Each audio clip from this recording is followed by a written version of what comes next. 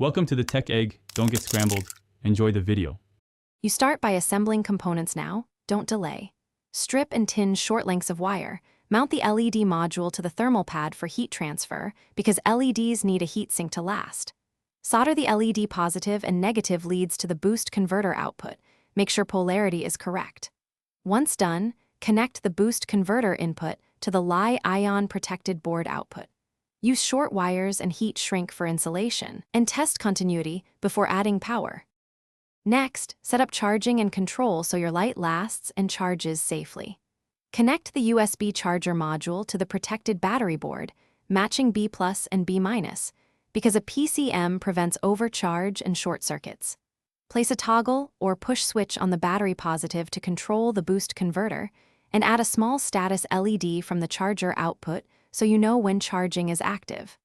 Once done, tidy wiring with zip ties and test charging. Finish by enclosing and testing. Do not skip inspection. Fit the LED and lens into the housing, secure the battery away from sharp edges, and close the case with ventilation slots to dissipate heat. Charge fully, then run the lamp at typical and maximum output while you monitor temperature and brightness stability, and overheating cell or flicker points to wiring or protection faults. If things go wrong, disconnect, check solder joints and PCM, and verify boost converter voltage/current limits before trying again.